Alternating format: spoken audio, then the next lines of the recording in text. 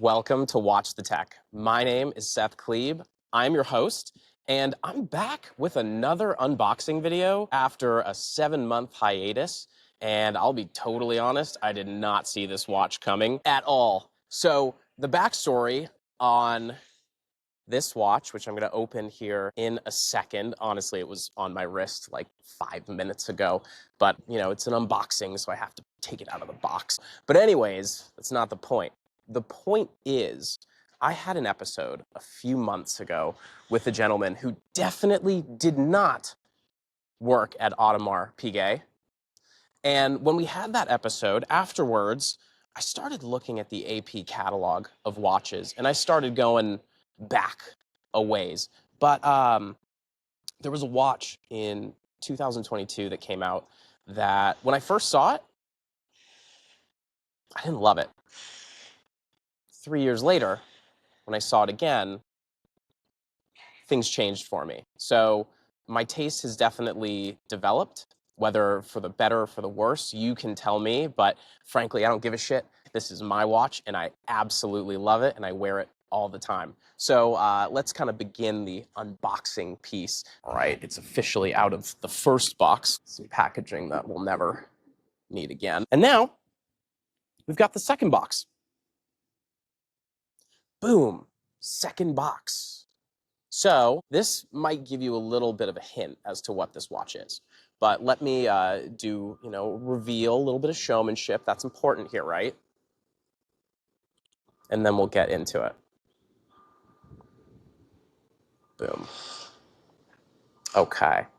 Let me take the watch out. So what I'm holding in my hand is an Audemars Piguet Royal Oak Offshore Music Edition. Now, I've never done a podcast episode outside, but a couple of things. One, it's Friday. 2, it's a beautiful day in Atlanta. And 3, and most importantly, this watch is meant to be outside. It is meant to have sunlight gleaming on this face, on the case, on every detail. I actually think almost all watches are better outside. I don't care how good the lighting is inside, the boutique, just doesn't matter. So I'm gonna do the top to bottom favorite things about this watch. And then I'm also gonna share some things that I frankly don't like about the watch. So the first thing that really caught my eye that I wasn't expecting is it's the octagonal portion that's brushed right in front here. That's titanium.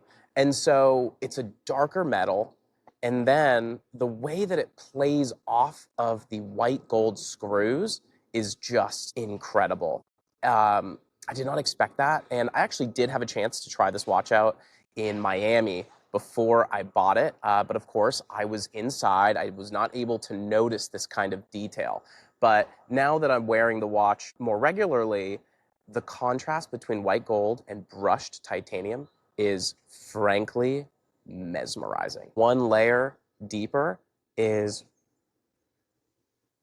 this completely high polished upper, still keeping that octagonal shape, which catches the light really, really well, but it just makes the watch light up when it's hit in direct sunlight in such a unique way. So this is very similar to a Patek Nautilus or a Patek Aquanaut as well. So it's got that grained brushing and then that very high polish around it. So I feel like that's also very classic AP.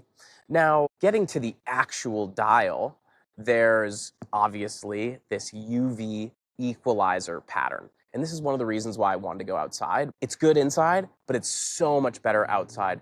The clarity of that UV color is just unbelievable to the naked eye. Let me see if I can get it a little bit more close up. It's just beautiful. I'm a musician, and so this watch really does speak to me. I know a lot of people who look at this, they absolutely throw up. They think it is the ugliest thing, but I like a creative dial with simple functions. So time only is one of my favorite expressions of a watch. It is simple, it is clean, and it really gives me everything that I truly need in a watch. Next, the hour markers. They're kind of cute. They're little. This is a 37 millimeter watch. They do have this in a larger size, but I don't need a bigger watch than this, and it wears much larger than a 37. The last thing about the front, I will say, is the hands. The hands actually match the hour markers. That's very classic AP, and they still have that nautical shape to them. And so I really, really appreciate that. Moving to the side. I love this. The volume knob, that's so cool to me. I think it's fantastic. And then, last but not least, we gotta talk about the back and the bracelet. So the back of the watch, I think, is really well done. I like the finishing. The rotor is so smooth, the way that it moves and oscillates. Great to just look at. Gold rotor as well, PVD coated. And the movement just really, really shines. The bracelet. I love this bracelet design. It's the constellation pattern. So in direct sunlight, it actually glows and shines off the light.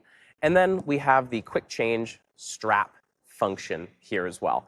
Now, this watch, these were limited edition. They only made 500 in this size. It comes with different straps too. So I also got this blue, which is really cool. I wear this one. And there is a yellow and a green, which will never see the light of day, and they will stay in this box forever. I don't plan on wearing those, but the blues, absolutely. This dark blue is more of my everyday, and then the light blue is my I'm going to the pool kind of style. So I mentioned earlier, there's some shit I don't like about this watch.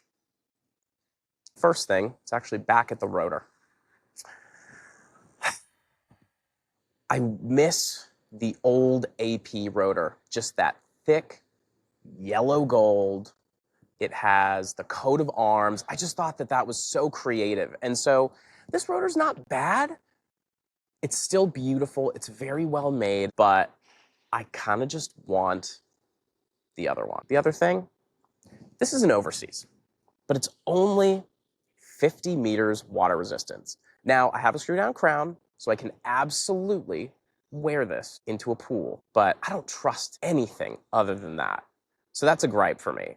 Like, if it's an offshore, Royal Oak offshore, I get it. A lot of them are only 50, but can we please just make this 100 so I can feel really comfortable wearing this into the ocean, jumping into a cenote, something like that? That would be fantastic. And then the last thing, because it's a 37, and AP views this as potentially a watch for women, there's not a lot of give. Like, I'm using the second to last pin buckle hole. I would like there to be at least a couple more just to make me feel a little bit less like a giant. The watch wears great. It's phenomenal. It feels perfect on my wrist. No doubt about it. It looks great. The top profile, it's a great level of thickness on the watch. It really is perfect to wear, but just give me a little more breathing room here. That would be fantastic. The thing that I didn't even share about this watch is that I got this watch from the sponsor of my last few episodes. So Rocky Mountain Watches, unbeknownst to me, became my actual watch dealer, which I was not expecting at all whatsoever. It was kind of just pure luck that I had shared that I was starting to look for this watch and look for it at a great price as well. And they worked with me and they got me a phenomenal deal. So I cannot thank Rocky Mountain Watches enough, and I can't recommend them enough. They were so great to work with. They found the watch for me so quickly, got it to me super fast, and I just couldn't be happier with this watch. So truly, truly, truly, thank you, Rocky Mountain Watches.